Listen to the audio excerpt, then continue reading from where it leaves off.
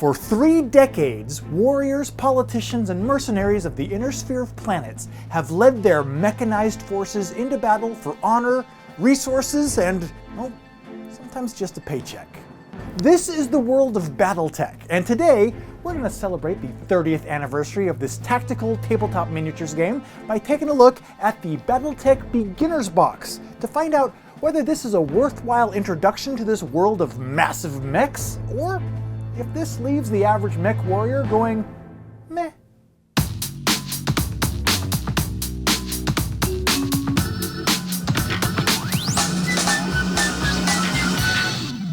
I haven't talked about miniatures games very often on this channel, especially compared to some other channels, podcasts, and online chat groups that seemingly discuss unceasingly the age of this Sigmar fellow and his apparent line of sight issues. But even though I may not be able to tell the difference between a Space Marine and a Tyranid, I do know the value of a quality mech warrior, because in the 30th century, life is cheap, but battle mechs aren't.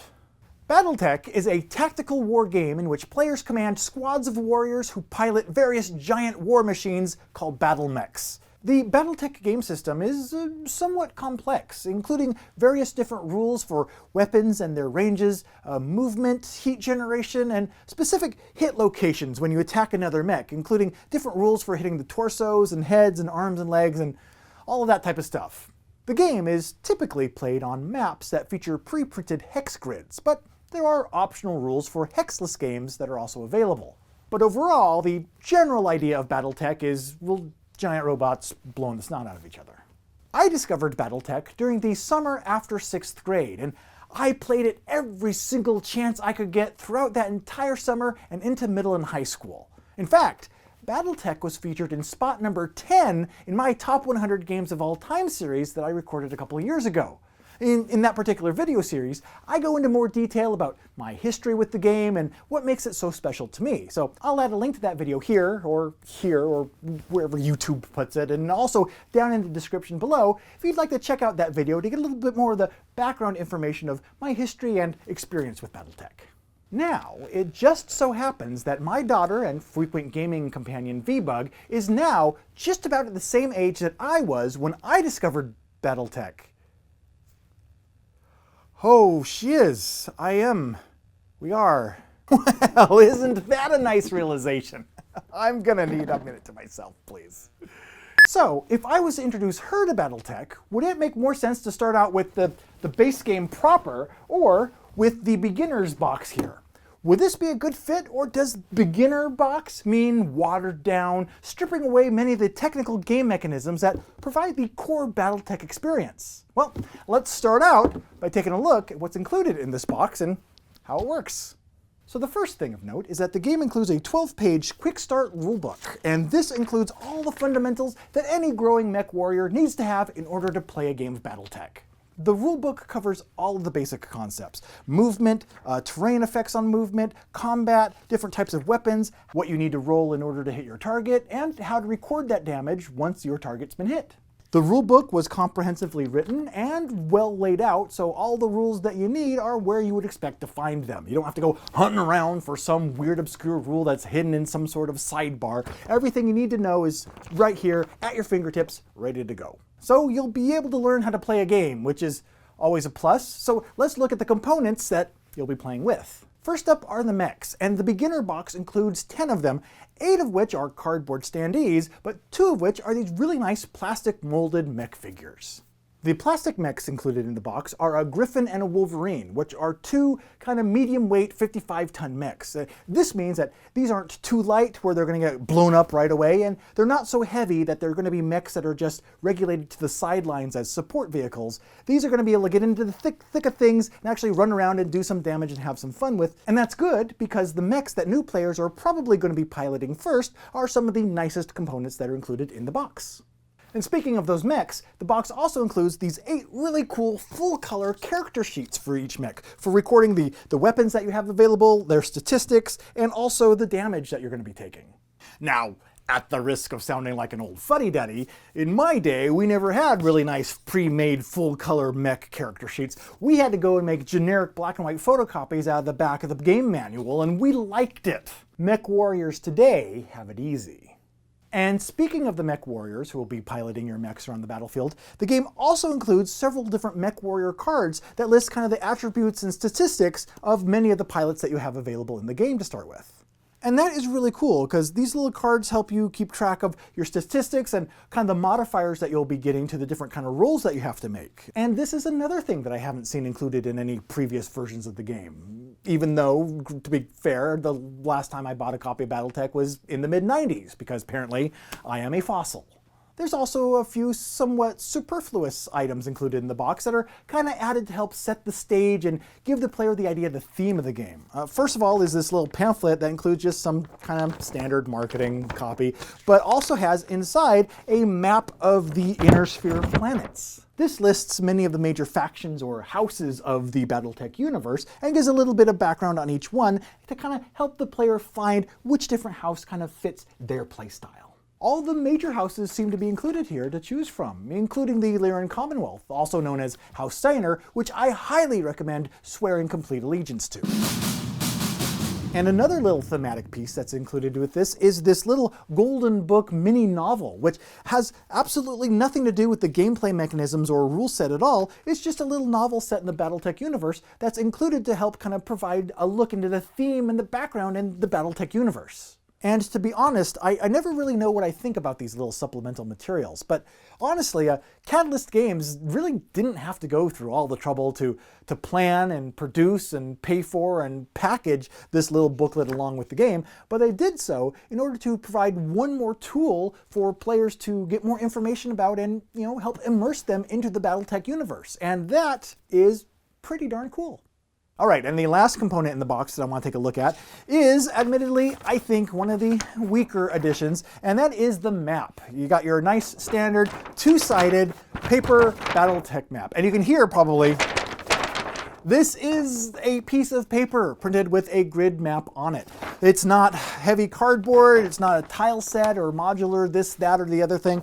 It's just a little printed map with hexes. However, in my experience, this has been the norm for BattleTech maps. They've always been printed just like this. And so it's not like in producing the little plastic miniatures that Catalyst had to skimp on the map materials. This is pretty much the standard of how it's always been. So it's kind of, we'll score this one as a neutral. It's neither a positive nor negative. It's just, it is what it is.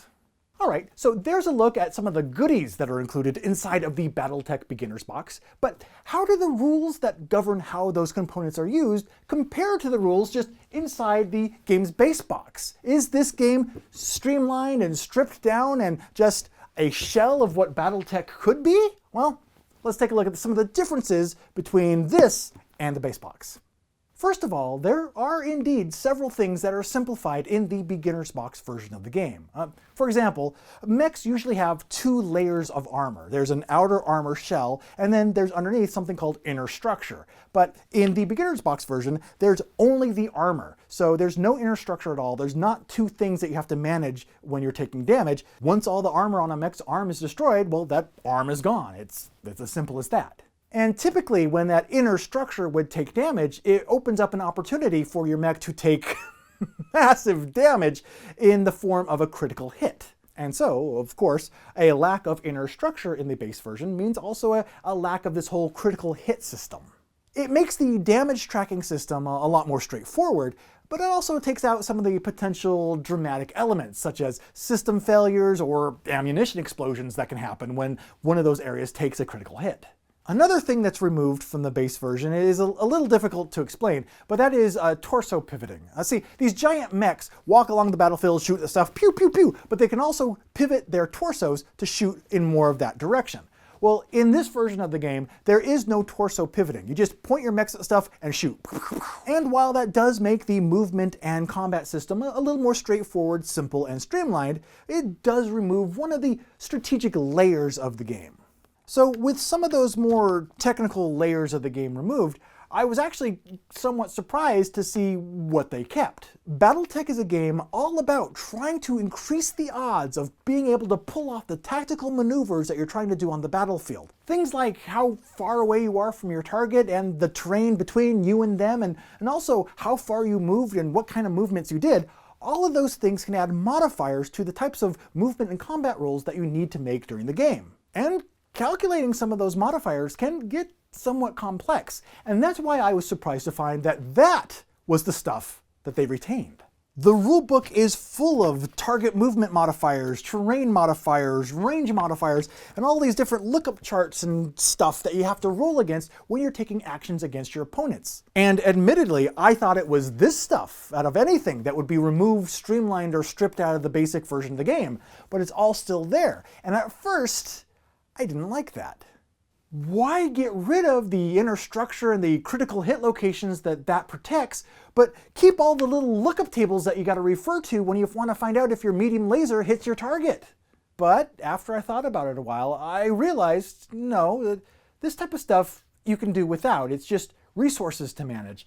But this type of thing is the fundamental idea of the tactical decisions that BattleTech is all about at its core. And I'll get back to all of this chart stuff in just a second, but it was that epiphany that made me realize how the base box compares to the standard edition. I mean, after all, that was my fundamental question going into this. Does the BattleTech Beginner Box accomplish its goals of being an accessible introduction to the game system that's still faithful to the BattleTech game experience? And at the end of the day, I'd have to say it definitely is.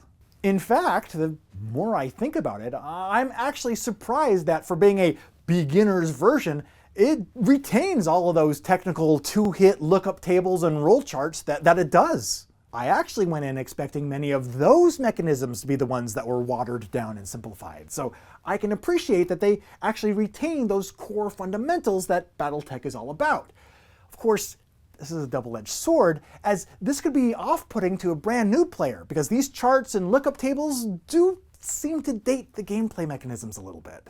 Shooting off a pack of 20 long-range missiles at a target halfway across the board, but then having to stop and then consult this lookup table to see how many of them hit in little clusters of 5 based on how you rolled the dice, does kind of make the game feel, to me, like something that was designed in the late 70s, early 80s. However, that may not be a totally fair statement. That may be saying more about just my perception of different game genres and game mechanisms. For example, just last November, I played Games Workshop Kill Team at BGG-Con, and that game had so many lookup tables and modifiers and roll charts and everything that I was at the mercy of my opponent who was teaching me the game to tell me what I needed to roll each one of my turns. Kill Team's dice modifier rules and two-hit roll lookup tables made this stuff look like child's play, and Kill Team is a modern iteration in the Warhammer universe. So, while dice lookup charts and such may make a game system seem antiquated to some, that may actually be more of the baggage that the gamer themselves brings into the situation. At least, that was my perception. But regardless, as I mentioned earlier, my apprehension at seeing all these lookup charts and everything still in the rulebook actually over time turned into an appreciation, because that's one of the fundamental experiences that BattleTech is all about. The results of all of your tactical maneuvering and plotting and planning is still going to be subject to the roll of the dice. So you can do your best to improve your odds, but it's still going to be up to Lady Luck to determine exactly where on your target that rack of 20 long-range missiles you just fired actually lands. And the beginner box, right here, does an excellent job of winnowing the minutia that you have to manage down to the essentials. For example, this version of the game doesn't even include heat, which is a resource that you meticulously manage in the game, lest your mech suffer extremely dire consequences and just explode like a fireball, which happens. And as I was logging on to the Catalyst Games website to formally lodge my complaint on this subject, I remembered that back in middle school, when we were learning the game, we actually rarely tracked our heat anyway. It was the first resource that we ignored when we were just trying to get in and play. So it's kind of like that way back then we were already playing the beginner's box version of the game without even realizing it. So in a very real way, you could say we were pioneers, perhaps even heroes. And the beginner box does throw in just enough extra stuff to introduce you to the lore of the BattleTech universe. The inclusion of the map and story that they have have no bearing at all on the gameplay. They are completely unnecessary from a game mechanism standpoint. Still, they're included to help set the stage. It's not necessary to invest your time in it in order to learn how to play, but it's there and waiting for you if you want to get into it. And that's why, if BattleTech is something that you're interested in getting into, but you're worried that you may be missing out on the true BattleTech experience by going with the beginner box as opposed to the base version of the game, well, don't be. There is plenty in here to help get your feet wet and still have a true BattleTech experience.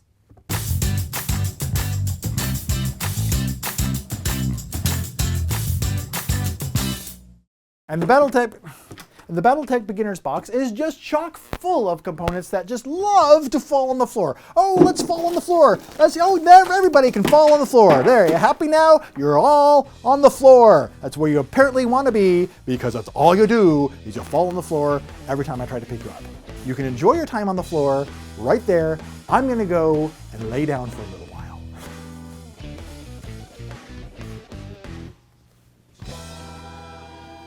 I can't stay mad at you guys, though.